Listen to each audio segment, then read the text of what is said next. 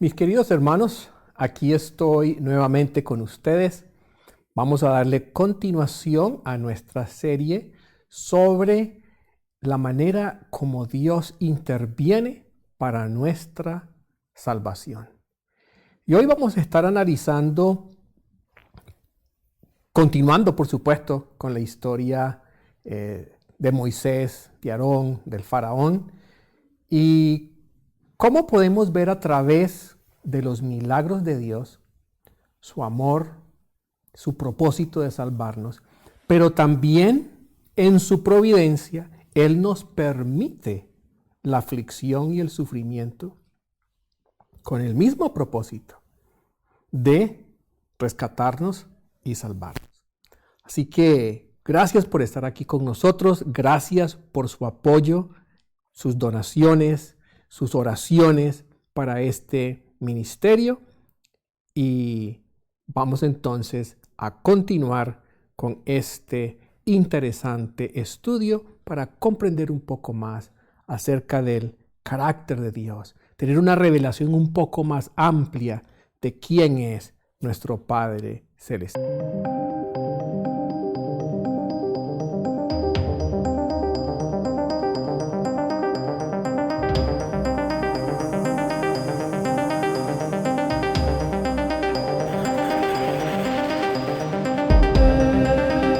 Mis queridos hermanos, vamos entonces a iniciar nuestro tema con una palabra de oración. Amado Padre, en este momento queremos pedirte que nos acompañes, que a través de la presencia de tu Santo Espíritu puedas traer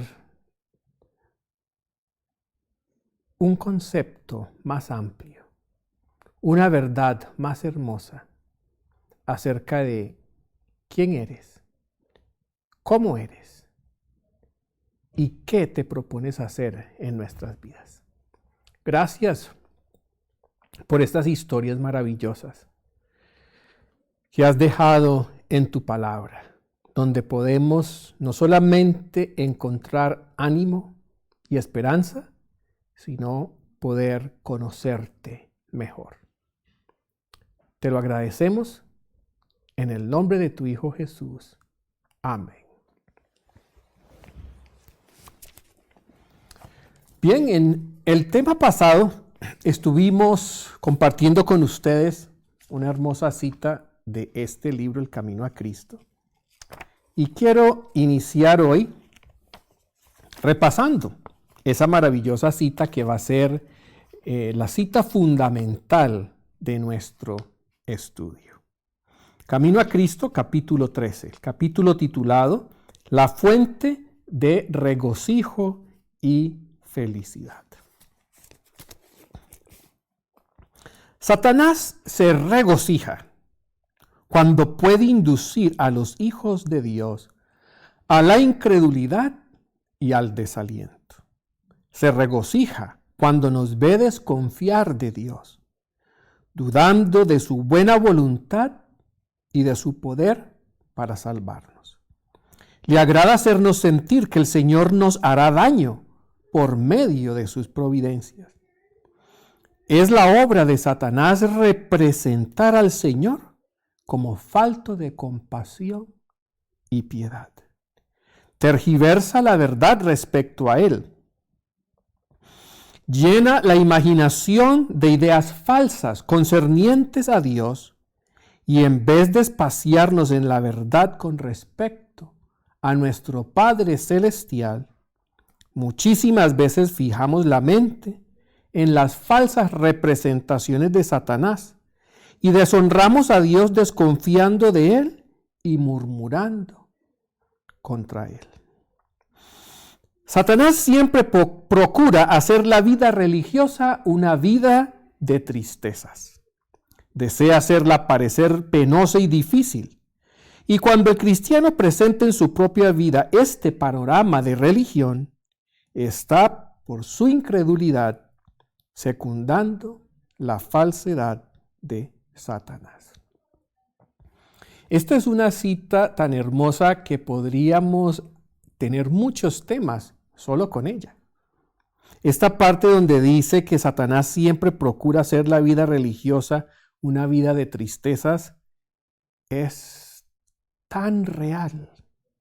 No solamente Satanás, ¿cuántos de nosotros, como líderes en nuestras iglesias, como padres de familia, como pastores, maestros, personas de influencia, hemos procurado hacerle más difícil a los jóvenes, a las familias, acercarse al Padre amante, procurando hacer la vida religiosa una vida de tristezas? Pero bueno, ese es un tema que podríamos abordar en otra ocasión. Pero vamos hoy a seguir entonces mirando cómo Dios usa sus providencias para salvarnos. Bueno, en nuestro primer estudio estuvimos viendo que el primer paso de Dios para rescatarnos y salvarnos es derramar su bondad, su amor, su poder sobrenatural, su bendición en nuestras vidas. Cuando nosotros analizamos las historias bíblicas, vemos que cuando Dios inicia un proceso de rescate, ya sea del pueblo de Israel, ya sea de la nación de Egipto, de una persona, Dios inicia ese proceso con bondad, con amor. Bueno, cuando digo amor no quiero que me malinterpreten, porque Dios nunca deja de ser amoroso. Pero hablo del amor en su cualidad afectiva, en su cualidad del abrazo, del acercamiento, del oírnos, de comprendernos. Pero el amor también tiene una dimensión de disciplina, como estudiamos en nuestro tema anterior, y lo dice Pablo en Hebreos: Dios al que ama, castiga. Pero Dios también bendice, Dios también consiente, Dios también rodea con las muestras de su aprecio a la persona a quien Él ama. Y Dios no inicia su acercamiento a nosotros con la disciplina. Dios inicia su acercamiento a nosotros con el cariño, el afecto, derramando bendiciones, haciendo milagros en nuestra vida. Y vimos cómo, ¿verdad? En Éxodo capítulo 7, Dios inicia su proceso con Faraón con un milagro, con varios milagros, para que Faraón no dijera: ¿quién es Jehová? ¿Quién es Jehová? ¿Y por qué, verdad, he de escucharlo? ¿Quién es Él, verdad? Para que yo tenga que hacer caso a lo que ustedes me están diciendo. Y la actitud de Faraón fue esa actitud altanera, esa actitud grosera. Éxodo 5:2. ¿Quién es Jehová para que yo oiga su voz y deje ir a Israel? Todavía dijo quién es Jehová, pero entonces añade: yo no conozco a Jehová, ni tampoco dejaré ir a Israel. Éxodo 5:2. ¿Qué concepto, qué acciones haríamos nosotros ante una persona que increpe a Dios con esa altanería, con esa soberbia? A nosotros nos gustaría demostrarle que Dios es verdadero, invocando fuego y destruyéndolo inmediatamente. Pero Dios no es así. Y cuando Faraón increpa a Dios. Cuando Faraón dice, ¿quién es Jehová? ¿Por qué lo he de escuchar? Yo no sé quién es. Dios comienza a obrar milagros para que Faraón pudiese conocer quién es Jehová. Bueno, conocemos la historia y la vamos a estar estudiando. El cariño, el afecto, la bendición, los milagros no sirvieron. Dios entonces recurre a la disciplina, no como un castigo, no como una manera de mostrarle a Faraón, se atrevió a llevarme la contraria, se atrevió a desafiarme, mire, aquí tiene, lo voy a destruir. No, Faraón rechaza la metodología divina para alcanzar al pecador. Dios no rechaza a Faraón y sigue luchando ya con otra metodología. Ya no mimándolo, ya no consintiéndolo, ya no rodeándolo de prosperidad, sino todo lo contrario. Pero el móvil era el mismo. Hay aspectos del carácter de Dios que nosotros difícilmente podemos entender. Y vamos a analizar un poquito sobre eso. Hay una pregunta que siempre nos hacemos. ¿Por qué le va bien a la gente que es mala? ¿Por qué le va bien a la gente que es desobediente? Y esto tiene que ver con el carácter de Dios. No es que Dios sea apático o indiferente a las situaciones.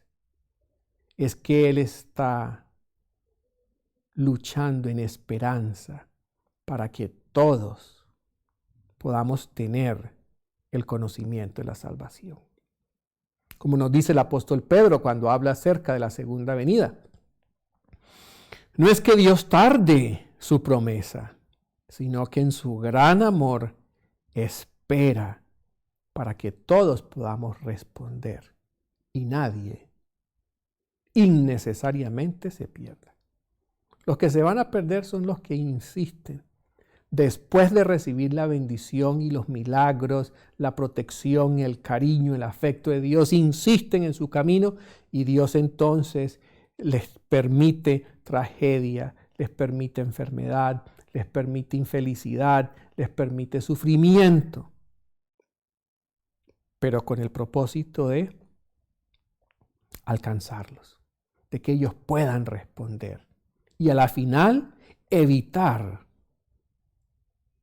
el desenlace del cual no hay retorno. Jesús dijo, Mateo 5, 43 al 46. Los invito a que me acompañen en sus Biblias. Palabras de nuestro Señor Jesús en el Sermón del Monte. Mateo 5, 45. Y fíjense este versículo tan hermoso que nos habla del método de Dios en su esfuerzo por salvarnos.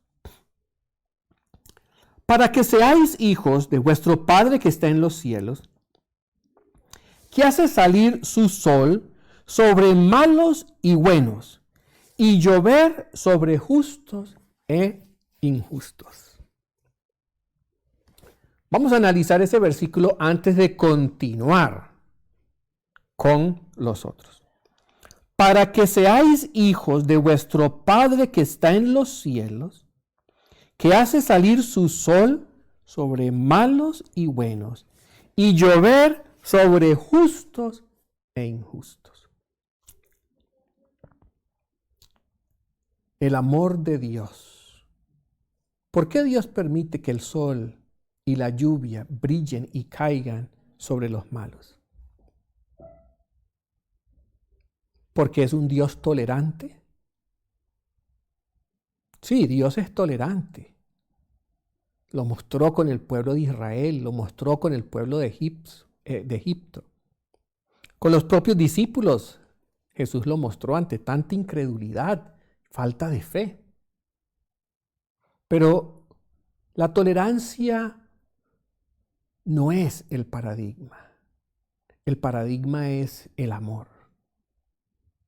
Y por eso Dios permite que el sol y la lluvia rieguen los campos del malo y del perverso. Porque el primer esfuerzo de Dios es por atraerte hacia Él. Como dice el profeta, con cuerdas de amor te he atado. Así es, ese es el Dios que servimos. Por eso el sol sale sobre los malos y llueve sobre la tierra de los injustos. Y cuando nosotros nos hacemos la pregunta, bueno, ¿por qué le va bien a esa persona si no guarda el sábado? Y no practica la reforma pro salud y no se enferma. Y llegamos a pensar que, bueno, entonces nosotros también vamos a desobedecer para que Dios nos bendiga. Y perdemos totalmente lo que Dios nos está revelando. Y es que Él se alegra y se regocijan las 99 ovejas fieles en el redil. Pero Él también quiere alcanzar a las descarriadas que andan perdidas y pródigas. Y por eso Él permite que el sol brille. Por eso Él hace que la lluvia caiga sobre los malos, sobre los injustos. Y nosotros nos sorprendemos. Y le deseamos el mal a las personas que hacen el mal. Pero los seres humanos somos tan injustos. Y lo hemos demostrado a través de la historia, sobre todo cuando obtenemos poder religioso y lo unimos con el civil. Hemos visto los desastres que los seres humanos hacemos en pro de la conversión del otro. Las persecuciones, la Inquisición, la disciplina eclesiástica. La mayoría de las veces se usa no para traer al pecador a los pies de la cruz. Se usa es para castigar. Se usa es para condenar. Se usa es para demostrarle a la persona que estaba equivocada. Pero no se hace con el propósito de reconvenir, de recuperar, de restaurar y redimir. Y allí radica una gran diferencia entre el método de Dios y el nuestro. Pero volvamos a Mateo 5. Así que tenemos claro, Dios permite que el sol y la lluvia caigan, su bendición, sobre el bueno y sobre el malo, sobre el judío y el gentil, sobre el adventista y el evangélico, sobre el católico y el judío, sobre el ateo. ¿Por qué? Él quiere que todos nos salvemos. Y por eso nos inunda, nos colma de su bendición. ¿Vamos a responder ante el milagro de Dios? Ya depende de ti, de mí, saber la respuesta a esa pregunta. Pero si no respondemos al amor de Dios, Él no se da por vencido. Y Él sigue buscando llegar a nuestro corazón. Pero cambia el método. Pero el fin es el mismo. Sigamos leyendo. Versículo 46. Y este versículo tiene una riqueza y una profundidad increíble. Si amáis a los que os aman, ¿qué recompensa tendréis? ¿No hacen también lo mismo los publicanos? Versículo 47. Y si saludáis a vuestros hermanos solamente, ¿qué hacéis de más? ¿No hacen también así los gentiles? Y antes nos había dicho, en el versículo 43, recuerden, estamos en el Sermón del Monte, Mateo 5, oísteis que fue dicho, amarás a tu prójimo y odiarás a tu enemigo. Pero yo os digo, amad a vuestros enemigos, bendecid a los que os maldicen, haced bien a los que os odian y orad por los que os ultrajan y os persiguen. Y reflexionando hoy en este pasaje de la Escritura pensaba, nosotros siempre aplicamos este versículo a nosotros. Dios me está diciendo que debo amar a mis enemigos, que debo amar al que me persigue, que debo amar al que me ultraja, al que me odia. Y lo hemos entendido como un mandato de Dios para nosotros. Y es así, es un mandato de Dios para nosotros. Pero este versículo, mucho más que un mandato, es una revelación. ¿Revelación de qué? De quién es Dios. Él no nos manda a nosotros a bendecir a los que nos maldicen, a hacer bien a los que nos odian y a orar por aquellos que nos ultrajan y persiguen, como una condición para salvarnos. No. Este mandato es una descripción de quién es Dios. ¿Cuántas veces le hemos fallado nosotros al Señor? ¿Cuántas veces nos hemos descarriado del buen camino? ¿Cuántas veces hemos maltratado en hechos, palabras o pensamientos a nuestro prójimo?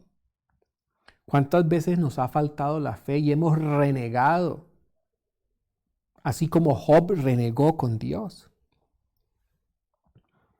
Y cuando el Señor nos dice, amad a vuestros enemigos, Él está diciendo, yo amo a mis enemigos.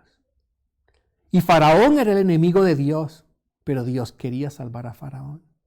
Y tú y yo, cuando pecamos, nos convertimos en enemigos de Dios. ¿Y qué hace Él? Nos bendice, aunque lo maldecimos. Nos hace el bien, aunque lo odiamos. E intercede nuestro Señor Jesús cuando aún ultrajamos el nombre y perseguimos a aquellos que trabajan por nuestra salvación. Como les decía en el tema pasado, ¿cuántas veces nos atribuimos el bien de esta vida, las bendiciones de esta vida?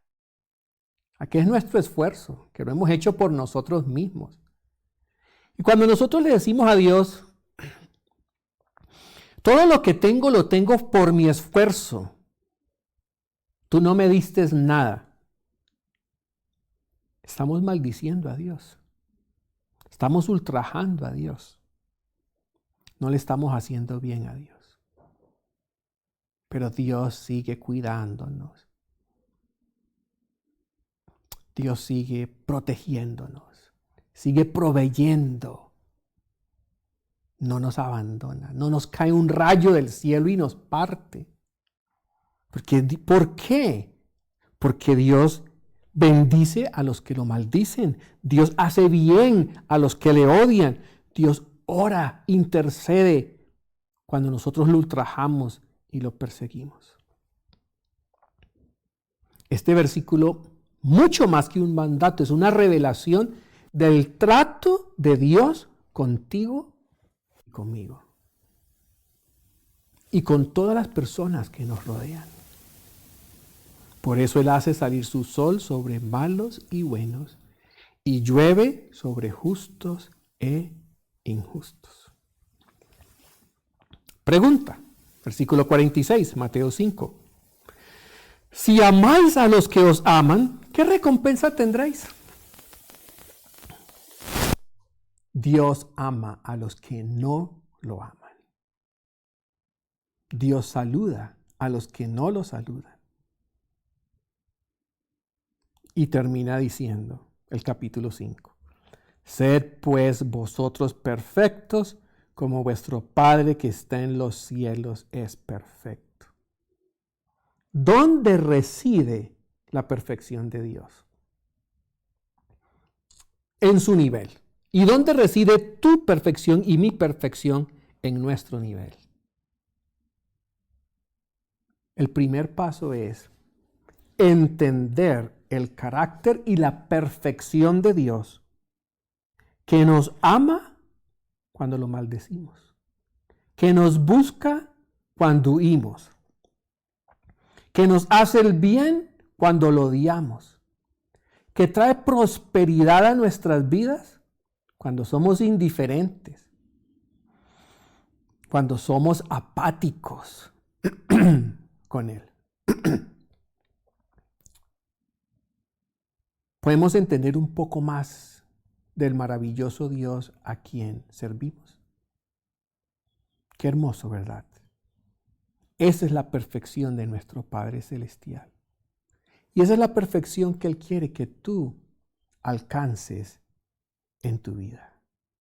Primeramente, comprender el carácter de Dios en su amor a los enemigos, porque tú y yo y todo el mundo somos enemigos de Dios. Y en segundo lugar, internalizarlo en nuestro corazón y vivirlo en nuestra vida. ¿Cuántas veces le deseamos mal, verdad, a alguien que está obrando mal? Y hablamos de ese concepto de la nueva era llamado karma. Y nos encanta el karma. El apóstol Pablo lo dice diferente: todo lo que el hombre ciega, eso va a cosechar. Pero Dios no es un Dios de cosecha del mal. Dios es un Dios que quiere revertir nuestra indiferencia, nuestro pecado, nuestra rebeldía y llevarnos a conocerlo a Él como verdaderamente es. Por eso Él nos atrae con lazos de amor. Dios ama al que lo aborrece. ¿Cómo debería ser mi actitud? ¿Cómo debería ser tu actitud frente a aquellos a quienes consideramos que no están viviendo a la altura de nuestras normas, nuestros requisitos, nuestros paradigmas, nuestras expectativas, porque a veces ni siquiera son normas, sino expectativas que tenemos?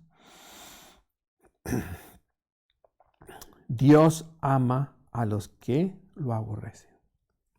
Ahora, en su providencia amorosa, cuando yo no respondo a los milagros, y evidentemente Faraón no respondió a los milagros, entonces el Señor usa lo que en inglés se llama tough love, ese amor fuerte.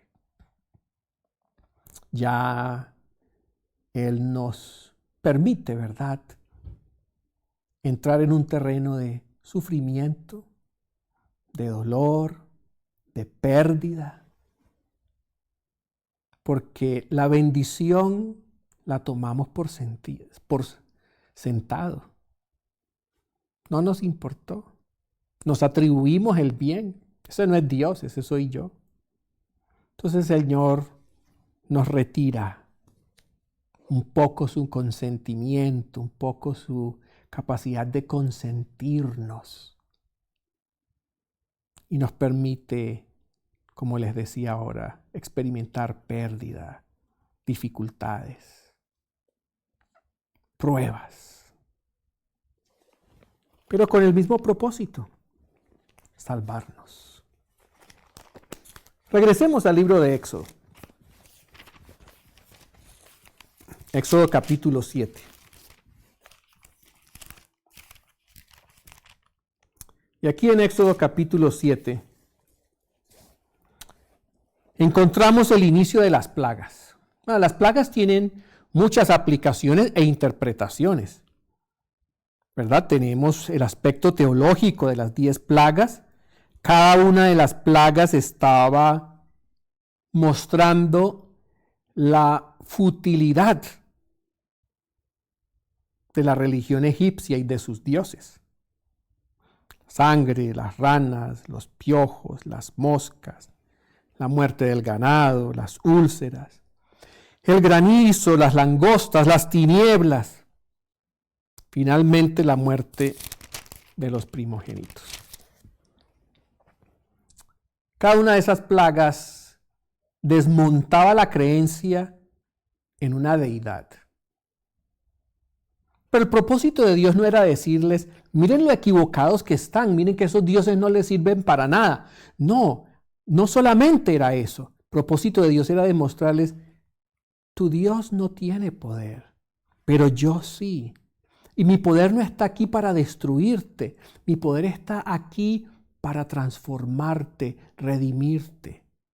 Porque así como Dios estaba interesado en salvar a su pueblo de la esclavitud y liberarlos de los maltratos de 400 y un poco más de años de quebranto, de opresión, Dios también quería salvar al faraón y a los egipcios. Y mientras las plagas no afectaban al pueblo de Israel, Dios solo obró milagros por ellos. Las plagas sí fueron necesarias en el pueblo de Egipto. Por su orgullo y su suficiencia propia, Dios tuvo que usar su plan B. Su plan A es atraernos con lazos de amor. Su plan B es permitirnos reconocer que hay un Dios verdadero, que el dolor y el sufrimiento es lo que nos esperan si decidimos vivir aparte de Él y de esa manera llevarnos a reconvenir. Viene a mi mente una historia, una parábola de Jesús, la del hijo pródigo. Bueno, fíjense ustedes el amor del padre. El hijo pródigo pide, padre, dame mi herencia. El padre sabía que ese hijo estaba tomando una mala decisión. Pero el padre no le dice, se me va de la casa, como no me va a cumplir las reglas. Y con esto no estoy estableciendo un paradigma, ¿ok? Hay momentos en que hay que poner la regla y hay que exigir obediencia. Pero en el caso del hijo pródigo, el hijo pródigo le pide el dinero. El padre sabía que lo iba a malbaratar. Pero el padre, ¿qué hace? Hace el milagro. Lo trata con cariño, bien, lo consiente. Hijo, aquí está tu parte. Úsala bien, no la despilfarres. Lo bendice. Lo colma de generosidad, de abundancia. Mostrándole el carácter del padre para que el hijo pudiese reconvenir. Oye, mi papá es el mejor papá del mundo. ¿Cómo me ama? ¿Cómo me quiere? Le pido la herencia, me la entrega, me da buenos consejos. El padre quería que su hijo respondiera en medio de esa manifestación de amor. Pero el hijo no respondió. Se fue a una tierra lejana a disiparse. Entonces comienza el plan B, la pérdida del dinero, pérdida de los amigos, pérdida de la independencia, pérdida de la dignidad, pérdida de todo. Ya estaba perdiendo hasta la identidad el hijo pródigo. Y cuando entra en ese proceso de recapacitación, dice, ya no soy más tu hijo. Había perdido la identidad. Voy a ir y ser un siervo más. ¿Cuánto perdemos cuando no nos dejamos atraer por la bondad de Dios? Pero aún esas pérdidas son una muestra del amor. Y el hijo pródigo respondió a la adversidad. Cuando las plagas comenzaron a tocar su vida, él pudo responder, reconvenir, recapacitar y decir, voy a regresar a la casa de mi padre. La historia del hijo pródigo es una historia con un final feliz. La historia de Faraón es una historia con un final triste. Y la pregunta para nosotros hoy es, ¿la adversidad en el caso mío me va a llevar como el hijo pródigo a responder y regresar a donde el Padre Celestial? ¿O la adversidad va a hacer que yo endurezca mi corazón cada vez más hasta decirle a Dios, ¿sabes qué? No me busques más, déjame que soy feliz así? Pero aún ahí Dios sigue intentando hasta lo último llevarnos de vuelta a sus brazos. Qué maravilloso Dios servimos nosotros. Ahora, la aplicación para nosotros, sobre todo como padres. ¿Cómo transmitimos y revelamos el amor de Dios a nuestros hijos? cuando ellos están en desobediencia, cuando no están viviendo a la altura de lo que nosotros creemos que deberían estar viviendo, o cuando están en abierta rebeldía. A veces pensamos, hay que quitarles privilegios, hay que castigarlos. Todo tiene su momento y su lugar. Pero en el método divino, el primero se acerca, nos busca, así como se acercó a buscar a Adán y a Eva cuando pecaron. Les trajo soluciones, les buscó ropita para que se pusieran. Así es la manera. Y cuando no se responde, bueno, entonces, en amor, aplicamos la disciplina, pero una disciplina redentiva, como la hace nuestro Padre con nosotros. Bueno, vamos a continuar compartiendo con ustedes este maravilloso tema. Y en la tercera parte vamos a comenzar con la plaga de la sangre. Miren lo que dice el versículo 14 del capítulo 7 de Éxodo. Entonces Jehová dijo a Moisés: el corazón del faraón está endurecido y no quiere dejar ir al pueblo. Sigamos leyendo. Ve por la mañana al faraón cuando baje al río. Saldrás a su encuentro en la ribera, llevando en tu mano la vara que se volvió culebra. Y le dirás: Jehová, el Dios de los hebreos, me ha enviado a ti diciendo: deja ir a mi pueblo para que me sirva en el desierto. Pero hasta ahora no has querido oír. Bueno, y nosotros comenzamos el resto de la historia, pero en nuestro próximo tema vamos a ahondar cómo cada plaga fue una manifestación del amor de Dios. Porque aún en sus juicios, Dios no está tratando de destruirte. Dios está tratando de salvarte. Señor nos bendiga y continuaremos, ¿verdad?, estudiando el amor de Dios revelado en las 10 plagas. Y cómo tú y yo podemos revelar el amor del Padre también a los que nos rodean. Recordemos, cuando Dios dijo: ama a los que os ultrajan, bendecid a los que os maldicen, haced el bien a los que os odian, Él no estaba dándonos solamente un mandato, estaba dándonos una revelación de Él, porque eso es lo que Él hace siempre con nosotros. Oremos. Amado Padre, gracias, Señor, por tu infinito amor. Gracias, Padre, por la manera como tú intervienes con bendición, con amor, con prosperidad, nos consientes, nos cuidas. Pero también, Señor, en tu amor nos permites sufrir las consecuencias de nuestra desobediencia, pero siempre con el propósito de ayudarnos a recapacitar y darnos cuenta que en nuestras propias decisiones, sin ti, lo que nos espera es dolor, miseria y muerte. Gracias por esa revelación tan hermosa de tu carácter. Permítenos hacer ese carácter parte de nosotros a través de tu poder y de la ayuda de tu Santo Espíritu. Lo pedimos en el nombre de Jesús. Amén. Amén.